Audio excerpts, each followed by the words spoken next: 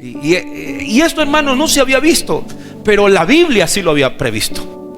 No se había visto en el mundo, pero la Biblia lo había previsto. Y compartía pues precisamente eso, hermanos, de que estamos viviendo los últimos tiempos y ya las profecías que están cumpliéndose están a la luz del día. Y para los que estuvieron, pues recibieron esa advertencia. Para los que no estuvieron, bueno, vamos a poner el mensaje, el audio en el canal de Telegram, que ya lo tenemos. Ya yo coloqué en el grupo de WhatsApp el link para que usted pueda unirse al grupo de Telegram y usted puede ir bajando, si usted quiere, las predicaciones. No pesan mucho porque son audios y son MP3, y esta la vamos a poner también, la de esta mañana. Además de esto, también tenemos el canal YouTube, que estamos comenzando a subir las predicaciones. Si usted quiere ver el video, pues por allí también puede hacerlo, y preguntar a los que tomaron nota de igual manera acerca de los que se apercibieron precisamente el mensaje que estuvimos esta mañana. Y hermanos, los tiempos que estamos viviendo van a ser más y más duros. ¿Y cómo debemos comportarnos nosotros, los hijos de Dios, en este tiempo? ¿Cómo debemos vivir en estos últimos tiempos, donde no debe ni asombrarnos, más bien alertarnos lo que está aconteciendo plenamente en el mundo entero? Y hoy quiero hablar de que debemos estar afirmados en la esperanza de Cristo en medio de un mundo de tinieblas. No voy a utilizar el video bien, me gustaría, y este año yo quiero que usted y yo utilicemos la Biblia escrita, es decir, esto que tenemos aquí, porque cuando un cristiano no va a la batalla sin su espada, ¿qué le pasa? Entonces creo que nosotros tenemos que utilizar la Biblia, la palabra de Dios. Va a haber momentos en que quizás le ponemos allí, pero va a haber momentos en que no se lo voy a poner, porque a veces como que nos mal acostumbramos solamente al video. Y no debería ser así. Nosotros tenemos que tener nuestra Biblia en nuestras manos. Entonces, ¿cómo podemos nosotros vivir en este tiempo? Y le puse así: afirmados en la esperanza de Cristo en medio de este mundo que estamos viviendo, un mundo caótico, un mundo en tinieblas, un mundo que va más y más a la oscuridad. Pero quiero hablar de sencillamente 4 cosas que debemos nosotros accionar. En primer lugar, si usted toma nota, por supuesto debería también allí, debemos accionar como José, sea el tiempo que sea. ¿De qué José estoy hablando? No estoy hablando de algún hermano José que está aquí. Estoy hablando de José del libro de Génesis, precisamente en el capítulo 37 en adelante, donde habla del hijo, uno de los hijos menores de Israel. No Jacob, sino de Israel. ¿Ok? Y precisamente de ese personaje, él era el hijo querido, además de Benjamín. Pero José era el amado, y usted conoce esa historia donde su padre le regala un vestido, un traje como sus hermanos pues no le gustaba. Y José fue aquel personaje que vivió los momentos más terribles de su vida. Fue amado por su madre, que su madre murió cuando era joven. Fue amado por su padre, era el preferido, por decirlo así, de su padre. Sin embargo, era el odiado por sus 10 hermanos. Por supuesto, de Benjamín no, porque era su hermanito pequeño, pero era odiado por el resto de sus hermanos. José entonces fue vendido como esclavo, fue tentado para acostarse con la mujer de su amo egipcio, fue inculpado injustamente y fue echado en la cárcel por años, y con todo y eso José permaneció fiel a Dios. En medio de la situación más fuerte, José, ¿cómo permaneció? Fiel a Dios. Entonces, ¿cómo nosotros debemos accionar? Debemos accionar en este tiempo que vivimos como José, sea el tiempo que sea. Sea tiempo bueno, sea tiempo malo, sea tiempo difícil. José estuvo como esclavo, fue fiel a Dios. José fue atentado por la esposa de Potifar, su dueño. Él se mantuvo fiel, él huyó entonces de la tentación plenamente. José fue echado en la cárcel, siguió siendo fiel a Dios, trabajó en la cárcel, él fue prosperado por Dios y permaneció fiel a Dios. Pero una de las cosas que yo veo que como hijos de Dios nosotros debemos huir de la tentación. Dígale al que está al lado suyo: huya de la tentación. Y hay muchas tentaciones en nuestra vida, ¿sí o no, hermano? Absolutamente. Y debemos estar muy claros que Dios no tienta a nadie. sino cada uno de nosotros somos tentados según nuestras pasiones y nuestras concupiscencias propias, porque Él no puede ser tentado. Entonces, una de las cosas que nosotros vemos en José es: huye de la tentación, sea cual sea que venga a tu vida. La Biblia habla precisamente de varios tipos de tentaciones, sí, pero hay uno fuerte. Y en 1 Corintios capítulo 6 versículo 18, 1 Corintios capítulo 6 versículo 18 dice lo siguiente: huyan de la fornicación. Cualquier otro pecado que el hombre cometa está fuera del cuerpo, mas el que fornica contra su propio cuerpo peca. Y yo puedo solamente detenerme aquí y hablar mucho, pero simplemente una de las cosas que le voy a decir, hermanos y hermanas, es que somos, como hijos de Dios, templo de ¿quién? Obviamente de Dios. ¿De Dios en qué persona? En el Espíritu Santo. Somos templo, somos morada de Dios en la persona del Espíritu Santo. Y cuando un creyente cae en esta situación, obviamente entonces deshonra el templo de Dios por completo. Y además de deshonrar por completo, si es una persona casada, obviamente también deshonra la mitad de sí mismo, si es mujer o si es hombre. Pero también, hermanos y hermanas, se cae inmundicia en su propio cuerpo. ¿Por qué? Porque la fornicación, cuando dice aquí cualquiera que cometa otro pecado, el hombre cometa, está fuera del cuerpo, mas el que fornica contra su propio cuerpo peca. Cuando hay fornicación, hermanos, cuando hay ese adulterio a un físico, hay transferencia igual espiritual. Hay puertas abiertas, transferencias demoníacas. Y eso lo podemos estudiar más adelante en lo que es guerra espiritual, porque es importante estudiarlo, pero no quiero enfocarme en esto. Pero hay, repito, entonces varias tentaciones que nosotros tenemos. Por ejemplo, en 1 Corintios 10 versículo 14, 1 Corintios 10 versículo 14 dice: por tanto, amados míos, huyan de la idolatría. Amados míos, huyan de la ¿qué? Idolatría. Y aquí no me estoy refiriendo solo a los muñecos hechos de madera, de yeso, de hierro, de lo que sea. No me estoy refiriendo a esa idolatría acerca de figuras hechas con manos de hombre. También me refiero a muchas formas de idolatría. A una persona, al trabajo. Hay muchas formas de que el hombre pone su adoración, toda su atención es a algo que perece, a algo que está destinado a ser destruido. Entonces, cuando toda su atención, toda sus sentidos están enfocados en eso se puede convertir precisamente en idolatría. Hacia una persona puede haber idolatría, hacia un instrumento puede haber idolatría, hasta a un teléfono, a unas redes puede haber en el ser humano, aunque no lo crean, puede haber ¿qué? Idolatría. Y yo decía esta mañana, hermanos, y con toda propiedad, que hay muchos cristianos que tienen sus sentidos idiotizados por las redes. Así de sencillo, se lo decía bien clarito, hermanos. ¿Por qué? Porque tenemos que hablarlo claro.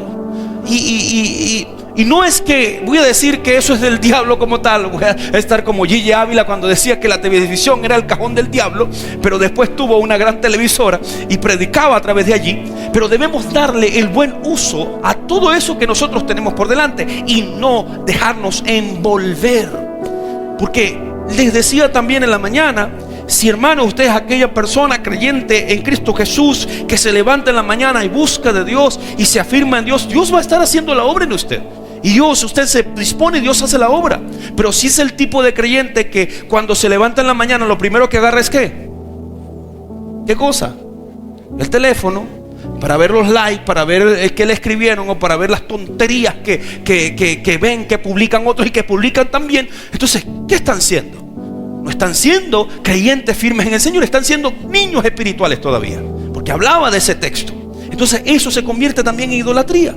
Y hoy tengo que hablar de esto, y no solamente yo lo hablo, hermanos, y estoy compartiendo con muchos pastores, y ellos me dicen: pastor, la situación terrible que tenemos, no solamente en los jóvenes, en los adultos, aún en gente de edad con un teléfono inteligente. En la misma iglesia se está dando la palabra y la gente pase y pase y pase por aquí y por allá. ¿Por qué? Porque se han dejado envolver eso se ha convertido en idolatría en las personas. Y hay hermanos de aquellos, porque cuando venga Cristo y los encuentre así,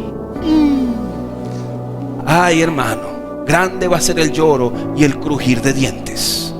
Grande va a ser el lloro y el crujir de dientes, porque no todo el que me dice Señor, Señor, entrará en el reino de los cielos. Otra cosa que nosotros también tenemos que huir, y voy a utilizar el texto de Segunda de Pedro capítulo 1 versículo 4. Segunda de Pedro capítulo 1 versículo 4.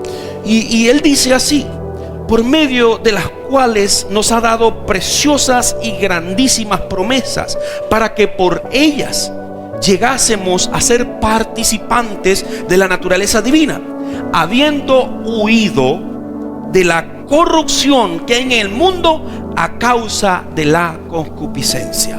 Es decir, que nosotros como hijos de Dios, al haber recibido a Jesús como Señor y Salvador, hemos huido ¿de qué? De la corrupción que hay en el mundo a causa de la lujuria, de la lascivia, de los vicios que hay en el mundo y que envuelven al ser humano, que envuelven a toda persona de toda edad, desde los jóvenes, de los adultos, ancianos.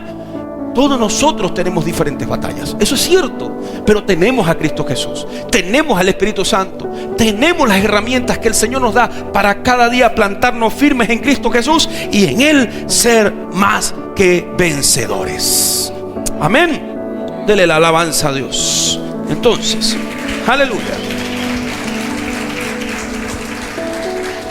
Vuelvo con José. ¿Qué hizo José?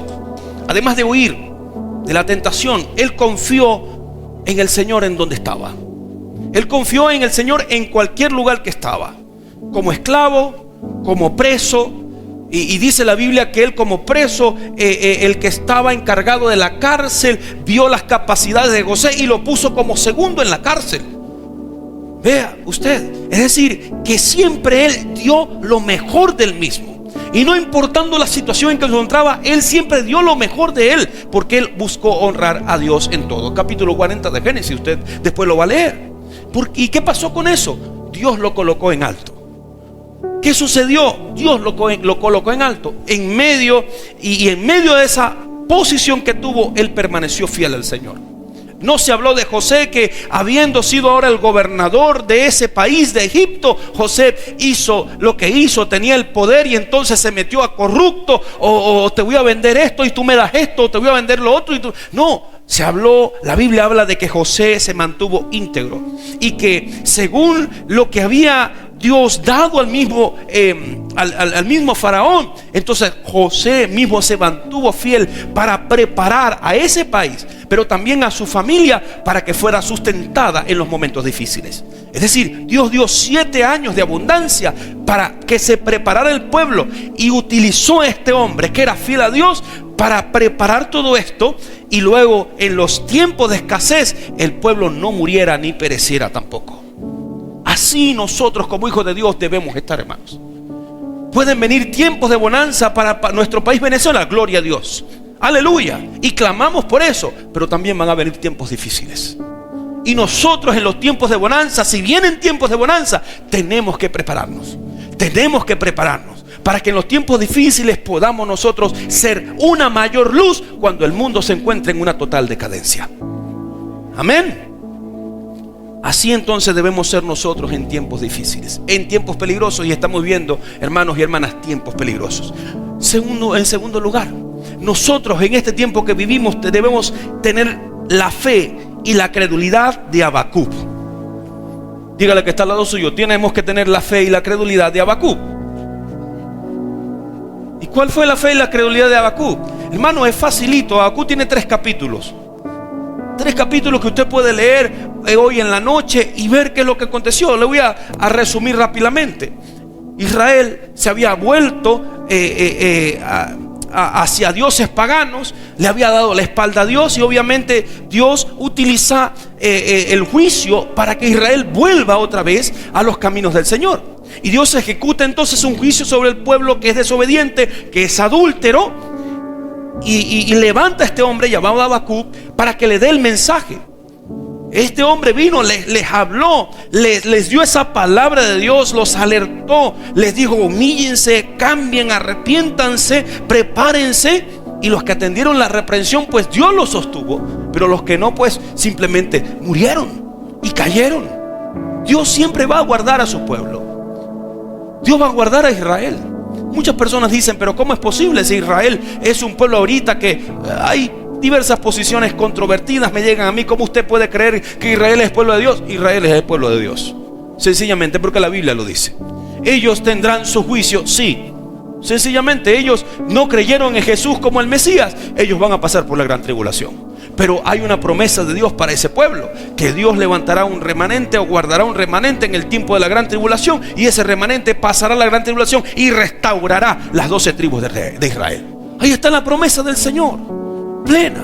Es decir, que Dios es fiel en medio de todas las cosas. Entonces Dios dio la promesa que en medio del juicio iba a cuidarlos, de sostenerlos en medio de la crisis, en medio de la penuria, en medio del dolor. ¿Por qué? Porque Dios, en medio de su disciplina, también le da la promesa de la restauración a su pueblo. Y quiero leer el capítulo 2 de Habacuc. En el capítulo 2 de Habacuc, versículo 1 al versículo 4 solamente, dice lo siguiente: sobre mi guarda estaré, y sobre ella la fortaleza afirmaré el pie, y velaré para ver lo que se me dirá y que he de responder tocante a mi queja. Y Jehová me respondió y dijo: escribe la visión y declárala en tablas, para que corra el que leyere en ella, aunque la visión no tardare aún, por un tiempo más se apresurará hacia el fin y no mentirá. Aunque tarde, espéralo, porque sin duda vendrá, no tardará. Y mire lo que dice el 4: y he aquí que aquel cuya alma no es recta se enorgullece, mas el justo por su fe vivirá. Mas el justo por su fe vivirá. Entonces, la palabra de Dios, esa visión, esa palabra nos está diciendo, hermanos, que el mundo va en una mayor decadencia continuamente, que los tiempos no van a mejorar para el mundo entero. Dios tendrá sus tiempos de remanso y de paz. Él es fiel, Él es eterno, Él es todopoderoso, Él puede hacer lo que Él quiere. Pero el mundo va a una decadencia absoluta. ¿Qué debe hacer el pueblo de Dios? Confiar. Confiar como confió igualmente Habacuc, y obedecer la palabra que el Señor nos demanda a nosotros. ¿Qué nos demanda a Dios? Y lo decía esta mañana, dos cosas sencillas que nosotros como creyentes ya debemos saber. Uno, amar a Dios ¿cómo? Con todo nuestro ser, espíritu, alma, cuerpo, con todas nuestras fuerzas, amar a Dios. Y dos, ir y ¿qué? Y hacer discípulos. Vaya y predique el evangelio. Eso es lo que nosotros nos llama a Dios a hacer plenamente. Entonces Él le dijo: haz todo esto y usted esté seguro y tranquilo que el que es injusto lamentablemente va a perecer, pero el justo por su fe va a vivir. Amén. Entonces, hermanos, y decía el viernes lo siguiente: la misma naturaleza responde al aumento de la maldad y el pecado del hombre. A mayor aumento de maldad y pecado del hombre, entonces Dios castiga al hombre por medio de la naturaleza misma. Y hermano, es lo que yo estaba diciendo esta mañana y lo que le acabo de comentar rápidamente, lo que está aconteciendo en el mundo entero. Y la gente puede preguntar: pero ¿por qué Dios permite que esto suceda? La respuesta está allí: por el pecado y por la maldad del ser humano, porque se han vuelto en contra de Dios, porque han ido en contra de Dios. Y Dios utiliza entonces la misma naturaleza para castigar al hombre, pero para que el hombre se dé cuenta que no es Dios y que depende de un Dios altísimo, todopoderoso, al cual tiene que rendirle gloria, honra y honor y sujetarse a Él. La Biblia me dice en Segunda de Crónicas capítulo 7, pero versículo 13 y versículo 14, y el Señor habla allí y le dice a Salomón, pero esta palabra creo que es general para el pueblo mismo de Dios, para todo el pueblo de Dios, no solamente para Israel.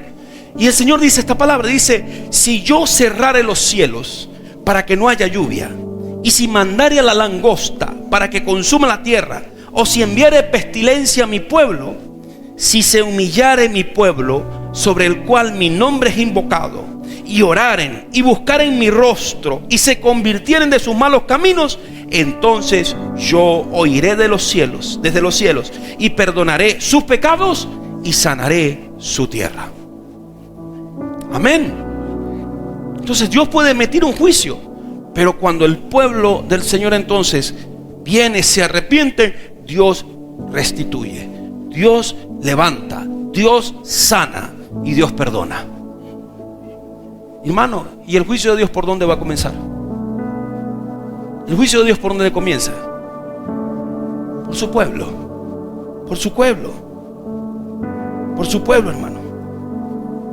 Y el mismo Habacuc dice en el capítulo 3, versículo 17 al 19. Y yo sé que usted se recuerda de esas palabras de Habacuc, porque hay un canto que dice: aunque la higuera no florezca, ni en las vides haya frutos, aunque falte el producto del olivo y los labrados no den mantenimiento, y las ovejas sean quitadas de las majadas, y no haya vacas en los corrales, con todo yo me alegraré en Jehová, y me gozaré en el Dios de mi salvación. Jehová el Señor es mi fortaleza, el cual hace mis pies como de cierva, y en las alturas me hace andar. Gloria a Dios. ¿Usted cree esa palabra? Yo sí la creo. Y venga lo que venga, hermanos, Dios tiene el control. Veía una película esta tarde, creo que la vamos a pasar el otro sábado arriba, me impactó mucho. Y en la película se narraba un suceso, una historia de que el personaje protagonista viajaba en un avión, y en ese momento él les decía a quienes les estaba hablando de que el avión entró en un momento donde el piloto da la orden, le dice: por favor todos pónganse los cinturones de seguridad, vamos a entrar en un lugar de tormenta, va a haber turbulencia.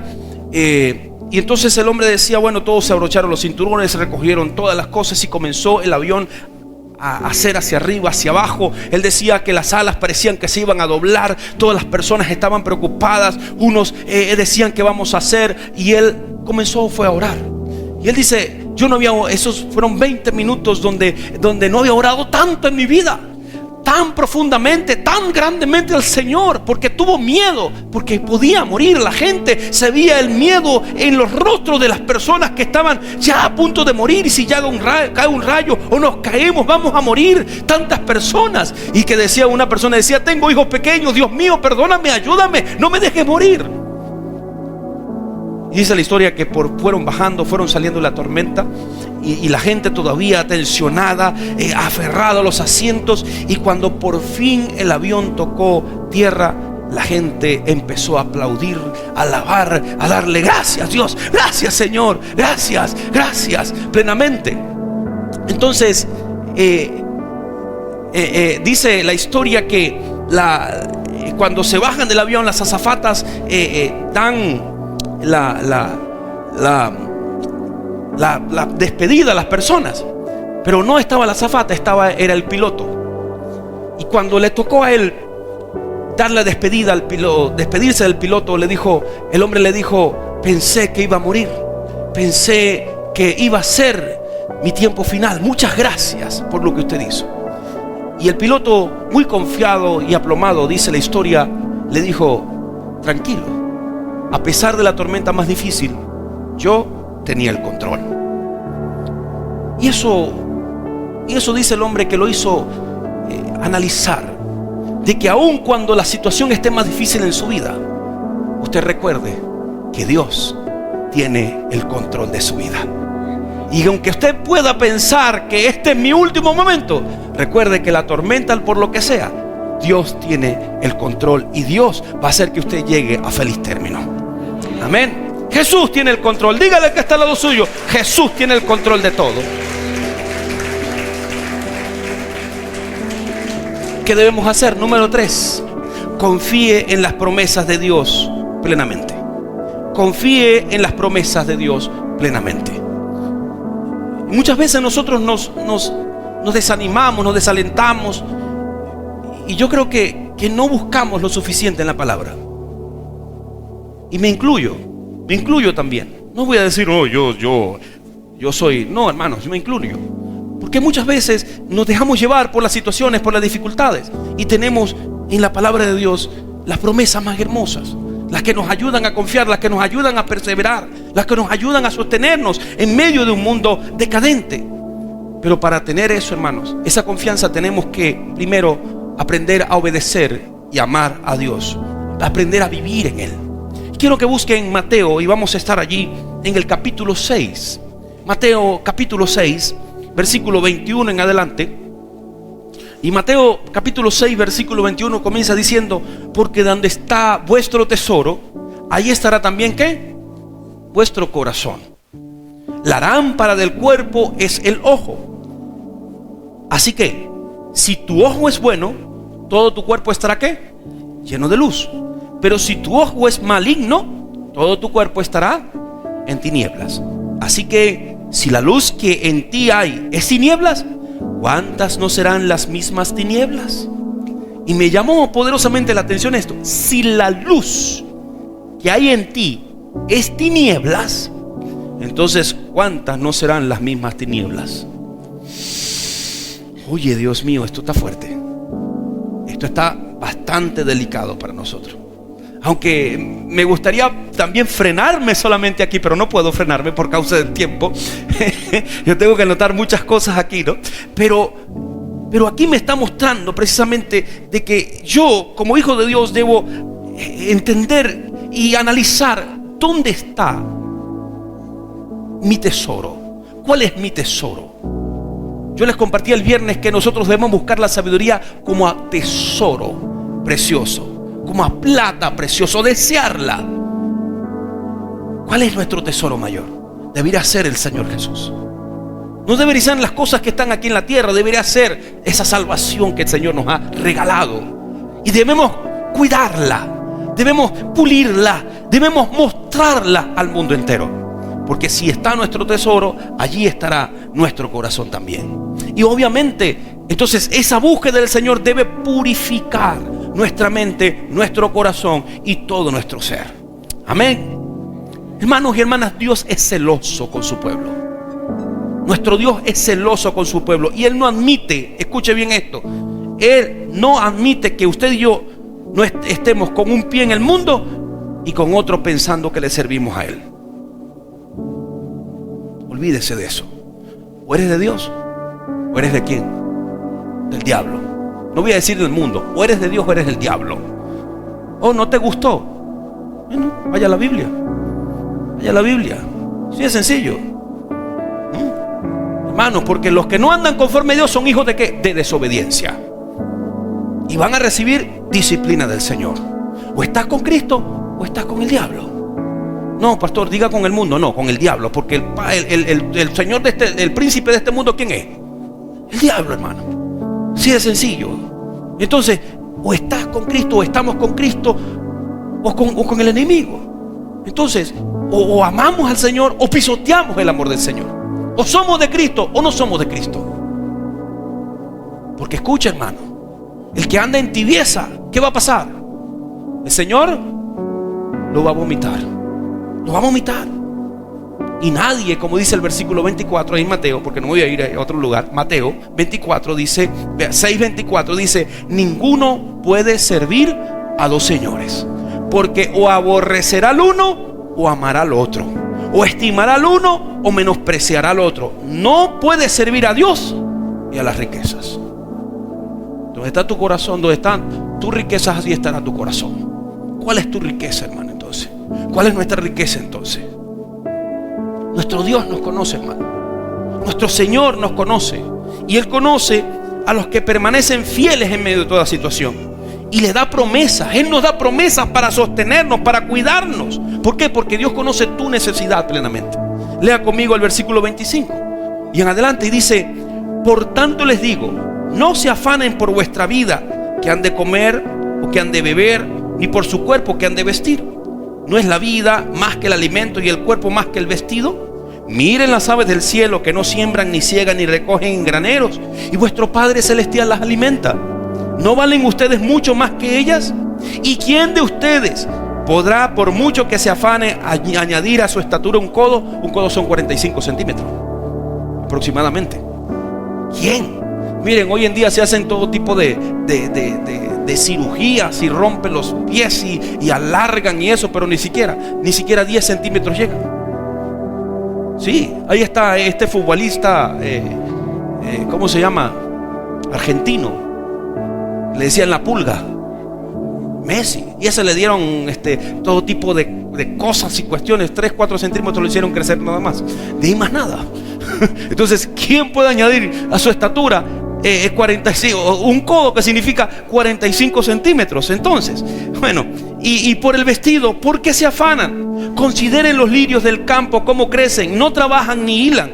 Pero les digo que ni aun Salomón, con toda su gloria, se vistió así como uno de ellos. Y si la hierba del campo que hoy es y mañana se echa en el horno, Dios la viste así, ¿no hará mucho más a ustedes, hombres de poca fe? No se afanen pues diciendo qué comeremos o qué vestiremos. ¿Cuál tiene que ser nuestra preocupación principal? Amar a Dios. Nuestra preocupación principal, hermano y hermana, tiene que ser amar a Dios, servirle a Él, honrarle a Él, buscarle a Él primero. ¿Por qué? Mire lo que dice el versículo 32,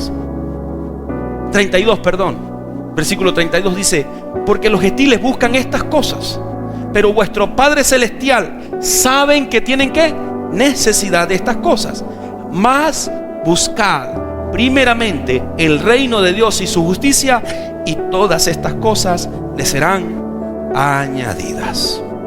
Amén. Y lo otro es: accione en obediencia a lo que Dios demanda de sus hijos. Accione en obediencia a lo que Dios demanda de sus hijos. ¿Qué demanda el Señor de nosotros? ¿Qué demanda Dios de nosotros? Que caminemos ¿en qué? En santidad. Hebreos 12:14, ¿qué nos dice? Sigan la paz para con todos y la santidad, sin la cual nadie verá al Señor. Y le voy a leer lo que dice primero a los Tesalonicenses 3, versículo 12. Anoten esto: y el Señor les haga crecer y abundar en amor, unos para con otros y para con todos, como también lo hacemos nosotros para con ustedes, para que sean afirmados sus corazones irreprensibles en santidad delante del Dios nuestro Padre, en la venida de nuestro Señor Jesucristo con todos sus santos. Amén. Para guardarnos irreprensibles. ¿Sabe qué otra cosa el Señor demanda a nosotros? Fidelidad. Por favor, dígale que está al lado suyo, hermano, recuerda ser fiel al Señor. El apóstol Pablo le decía a la iglesia de los Corintios, en un tono de reclamo, le decía lo siguiente. En 2 Corintios 11, versículo 1, le decía: ojalá me tolerasen un poco de locura. Sí, tolérenme, porque les celo con celo de Dios, pues les he desposado con un solo esposo, para presentarlos como una virgen pura a Cristo. Pero temo que, como la serpiente con su astucia engañó a Eva, sus sentidos sean de alguna manera extraviados de la sincera fidelidad a Cristo. Él temía que los sentidos de la iglesia en Corinto fueran extraviados de la sincera ¿qué? Fidelidad a Cristo Jesús. Hermanos, nosotros debemos afirmarnos recordando que si el Señor es fiel, nosotros también tenemos que ser fieles. ¿Sabe lo que dice Apocalipsis 17, versículo 4? Se lo voy a decir. Dice esto: pelearán contra el Cordero y el Cordero los vencerá, porque Él es Señor de señores y Rey de reyes, y los que están con Él son llamados y elegidos y fieles. Porque los que están con Él son llamados y elegidos y son ¿qué? Fieles. Hermanos y hermanas, tendremos ser catalogados por el Señor como fieles plenamente si permanecemos hasta el final en Él. Y el Señor pide que le amemos sobre todas las cosas. La Biblia nos dice en Juan 14, 21: el que tiene mis mandamientos y los guarda, ese es el que me ama. Y el que me ama será amado por mi Padre, y yo le amaré y me manifestaré a él. Hermano, qué palabra tan poderosa, qué palabra tan hermosa. Y el que me ama será amado por mi Padre, y yo le amaré y me manifestaré a él. Amén. Y por último, el Señor demanda de nosotros que prediquemos su palabra y hagamos discípulos. Es una demanda del Señor. Marcos 16:15 dice: y les dijo, vayan por todo el mundo y prediquen el evangelio a toda criatura. Y obviamente Mateo 28:19 dice una orden. ¿Por tanto qué? ¿Por tanto qué? Id. Es una orden determinante. ¿Y qué? Haced discípulos a todas las naciones, bautizándoles en el nombre del Padre y del Hijo y del Espíritu Santo, y enséñeles que guardando todas las cosas que les he mandado, he aquí, yo estoy con ustedes todos los días hasta el fin del mundo. Amén. Iglesia, como lo decía él en la mañana, ha llegado el tiempo de tomar en serio a Dios. Vuelvo a repetírselo. Ha llegado el tiempo de tomar en serio a Dios. Porque usted y yo no sabemos cuando el Señor va a hacernos la campana de llamada y decirnos: hasta aquí llegó tu tiempo aquí en la tierra. Nosotros no sabemos cuándo Cristo venga por su iglesia. Lo que sí podemos estar seguros, hermano, es que debemos, si permanecemos en Cristo Jesús, sea que Él venga por mi vida, o sea que Él venga por nosotros como iglesia, nos podemos y nos iremos con Él. Pero ¿está usted afirmado en Cristo Jesús? ¿Está usted afirmada en Cristo Jesús? ¿Es usted un cristiano en toda la ley? ¿O es usted un cristiano solamente de nombre? Porque muchos, hay millones que están en las iglesias que son solamente cristianos nominales, cristianos de nombre, hermano. Y la Biblia dice en Mateo 7:21, lo vuelvo a recordar: no todo el que me dice Señor, Señor entrará en el reino de los cielos, sino el que hace la voluntad de mi Padre que está en los cielos. Seamos nosotros, hermanos, esos que hacemos la voluntad de Dios. Todavía tenemos tiempo, todavía tenemos oportunidad. Y si Dios nos da este año 2024, que este año sea la oportunidad, como dije en la mañana, de sembrar. La oportunidad de sembrar la palabra a toda persona que está a nuestro lado, y de vivir confiando en el Señor, creyendo que Él hará su voluntad, porque Él tiene el control. Amén. Vamos a orar y darle gracias a Dios. Padre eterno, en el nombre de Jesús, bendecimos tu nombre y te damos las gracias, Señor, por la oportunidad que nos permites estar reunidos en este lugar. Viniste a mi casa. Gracias, Señor, porque tu palabra nos ha redarguido, nos ha reprendido, nos ha exhortado, nos ha animado, fortalecido. Pero sobre todo, Señor, que podamos despertar y cada día más, Señor, buscarte, dar la prioridad, Señor, a ti, primero tú.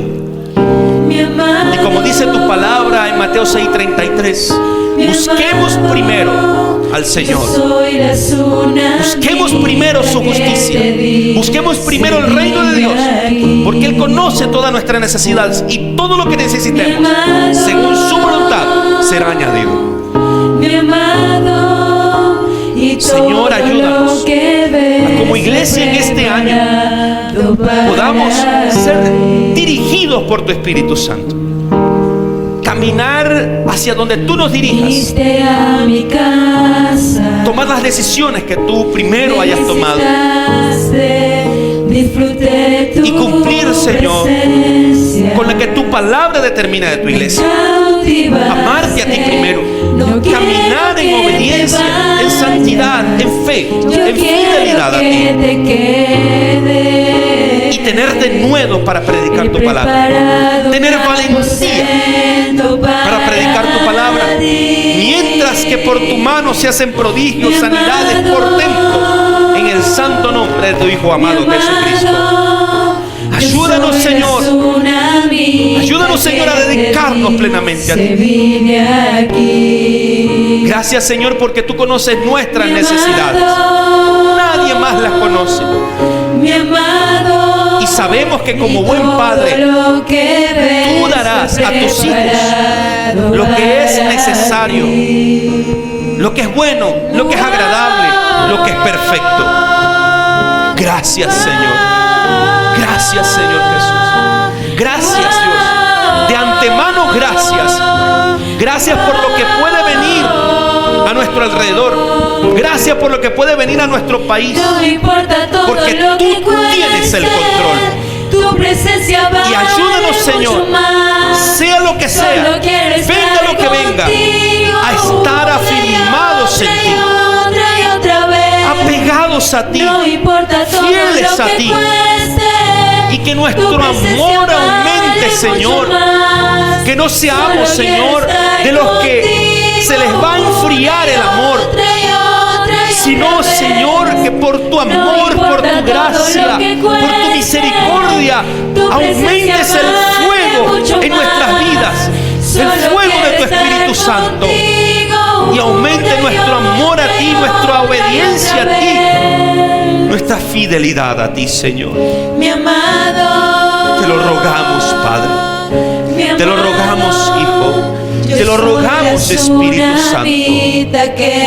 Ayúdanos, Señor, a permanecer fieles a ti y llenos de ti.